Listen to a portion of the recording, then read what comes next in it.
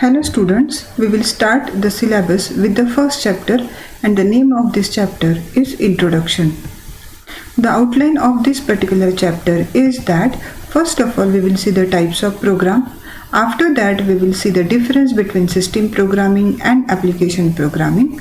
Then we will focus on elements of programming environment, and at the last we will see the simulation of a simple computer SMAC 0, which is also called as hypothetical computer. So basically, first of all we will see what is a particular program. A program is defined as a sequence of instruction written in any language to perform some task. I think all of you are familiar with the concept that is called as program, and you have done lot of programming in FY and SY B.Sc, right? If I want to write a particular program for the addition of two numbers, I must have to write the instruction in a sequence. First of all, I will write the instruction for reading the two numbers. In the next instruction, I will add those two values, and in the last instruction, I am going to display the result or the answer. So here I am going to write the sequence of instruction which is written in any language the user or the programmer wants to prefer and which is going to perform some task. There are two types of programs are available. The first one is called as system program and another is called as application program. So first of all we will see the system program.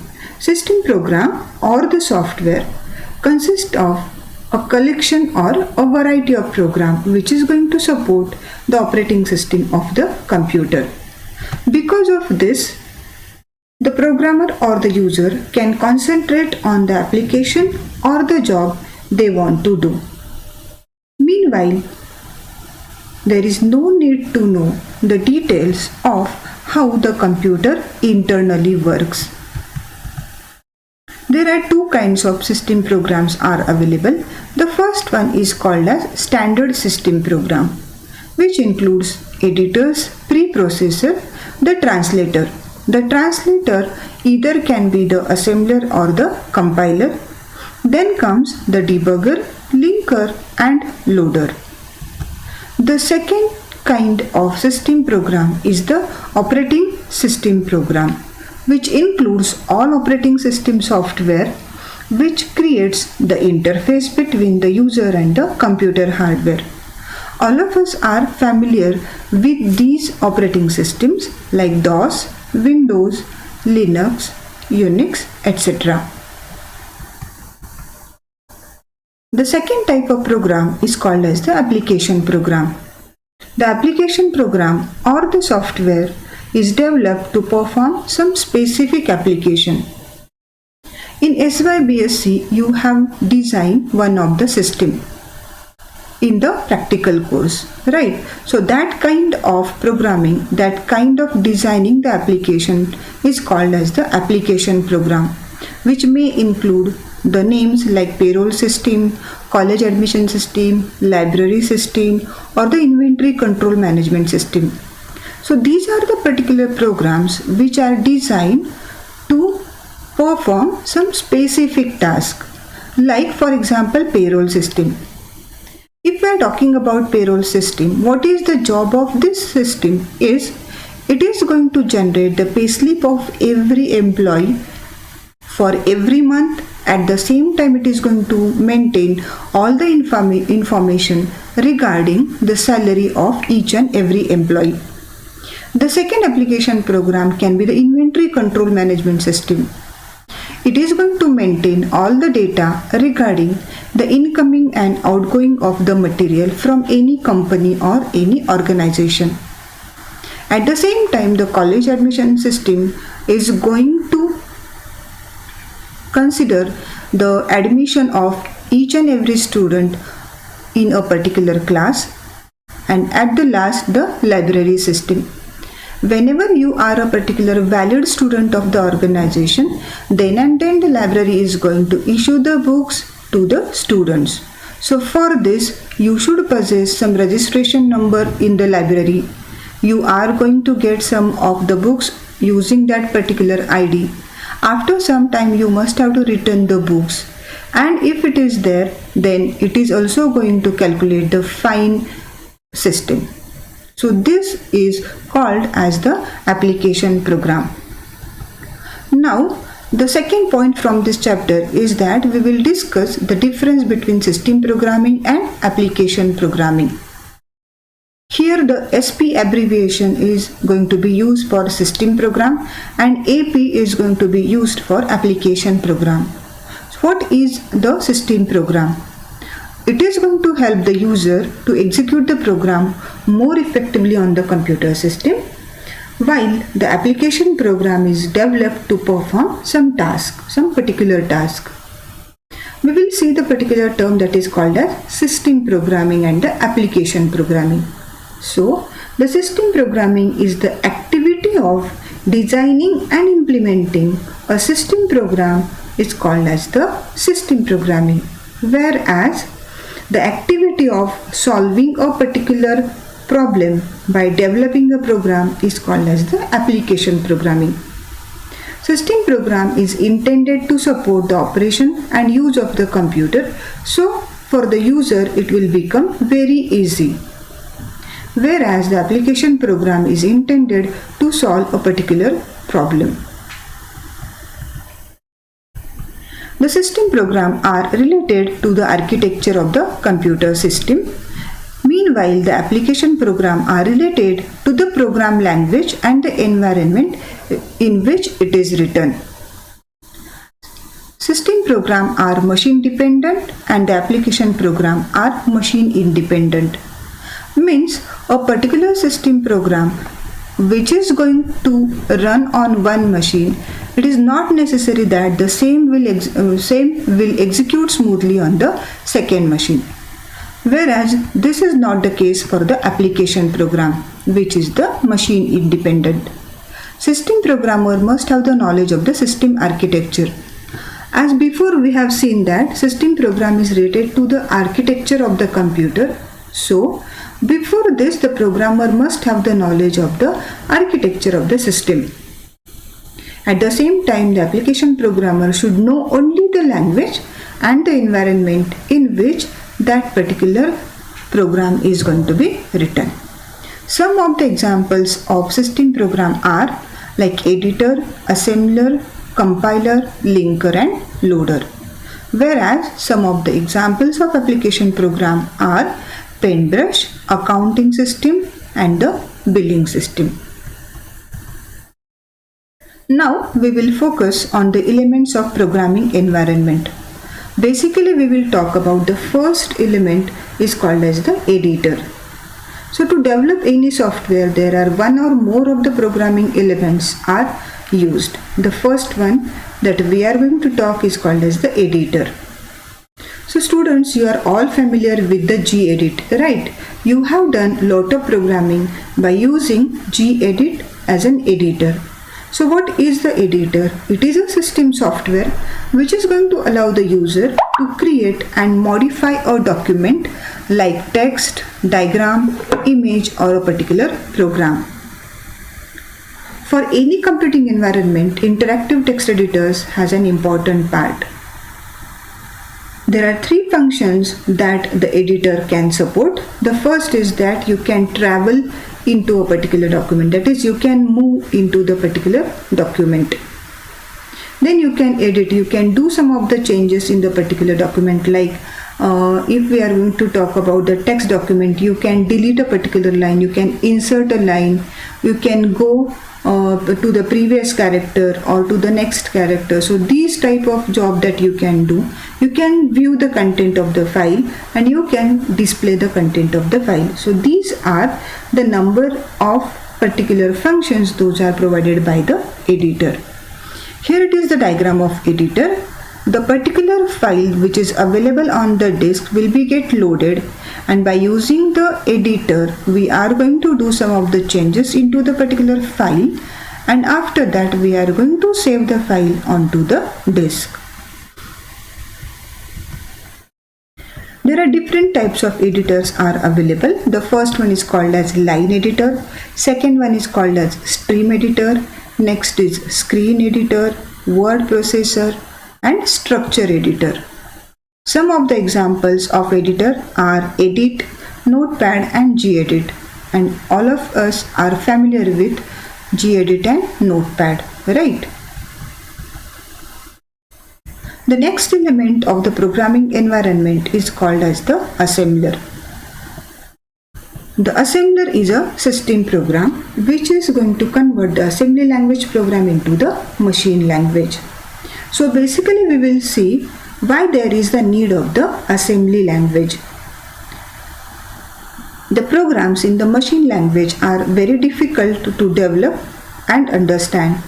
Machine language instructions are replaced by mnemonic codes and symbolic operands, and such language is called as assembly language.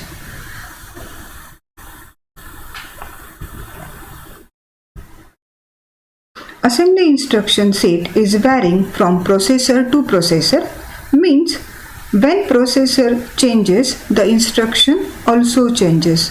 For example, the assembly program that is written for P4 machine may not work properly on the P3 machine. So, the assembly language is machine dependent and an assembler are also machine dependent. Here is the diagram of the assembler, which is going to take the assembly language program as the source program, and assembler is going to convert the particular program into the machine language program. The third element of the programming environment is called as the compiler. Assembly language is machine dependent and it becomes difficult to develop the complex program using assembly language. So to avoid these difficulties, higher level language are developed. We are all familiar with the high level language like C, C++, Java, Pascal, B.Sc, etc. But at the same time, the higher level languages are not understandable to the computer machine. So, the system software that is called as compiler is developed. A compiler is going to translate the high level language program into the machine language. The secondary task of the compiler is to detect syntactical errors in the program. In this diagram, the compiler is going to get the higher level language program as the source program, and it is going to convert it into the machine language program. The fourth element of the particular programming environment is called as the interpreter. The interpreter processes a source program written in higher level language similar to what the compiler does. The main difference between the interpreter and the compiler is the interpreter executes a translated version of the source program directly instead of storing it into a separate file. An interpreter translates source program into the internal form and execute the operation specified by the program. The process of translation is simpler and faster than compiling into the machine code. So, the interpreter is a good choice if the speed of translation is important. But execution of translated program by interpreter is much slower as compared to the compiler. So, the compiler is used when speed of execution is important. The fifth element of the programming environment is called as the preprocessor. So what is a preprocessor? It is a system software which does some processing before the translation starts. So here this part is going to be considered as the pre-processing before the translation starts. Preprocessor replaces all the macro calls in a source program by the corresponding macro content. So, for example, as shown in this particular diagram, this source program which consisting of macro calls will be given as the input to the macro preprocessor, which will convert the source program without the macro calls, and then it will be given as the input to the translator, which is going to generate the machine code.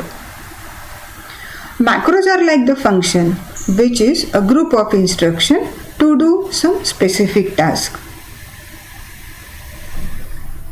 The macro processor, so we can say that the macro preprocessor is going to convert the source program with macro into the source program without macros. This program can be provided to the translator, which convert it into the machine code.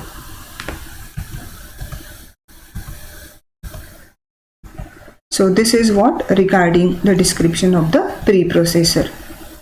The next element of the programming environment is called as linker and loader. As we have seen, a translator, that is a system program, translates source program into an object or the machine language program. But this object program may not be able to ready to execute because it may call other object program for the execution of the current program. So we need the system software which performs the following task. The first one is linking. The job of linking is done by linker, which is a process to combine two or more object programs together. Loader, which is going to load, which is going to bring the object program into the memory for the execution. And relocation is a process to execute program from specific memory area given to it.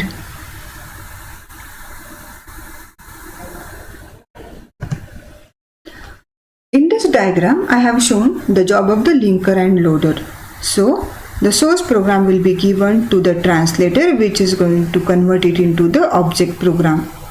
Now, here this particular object program should be get linked with other object program, which is going to be considered into the binary program, and then this binary program is going to be loaded into the main memory for the execution. The next element from the programming environment is called as the debugger. The debugger, or it is also called as the debug monitor. It is a system software which helps in a process of removing the logical errors in the program, which is going to provide the following facilities like setting the breakpoints, initiates a debug conversation. Whenever this particular process is going on, you are able to watch the values of various variables during step-by-step execution of the program. At the same time, you are also able to assign new values to the variable, and you are able to test the user-defined assertion and the predicates. The next element from the programming environment is called as the operating system. It is a system software which is going to create an interface between the user and the computer hardware. The main purpose of the operating system is to make the computer easier to use. The operating system manages all the resources of the computer to meet overall system goals, and it provides the programs with set of services. The examples that we already saw is DOS, Windows, Unix and Linux. The operating system is classified based on the number of jobs the system can support at a time. The first one is called as a single job or the uniprogramming system. In this type of system, it allows to run one job at a time. The second is called as a multi-programming system. It allows several jobs to be executed concurrently. As the name itself indicates, it is called as a multi-programming. That is, many jobs or many programs are able to execute concurrently. Then comes the multiprocessor. In this type of system, there are more than one CPUs available. It is similar to the multi-programming system. Next type of the operating system is called as network operating system. and the last one is called as the distributed operating system.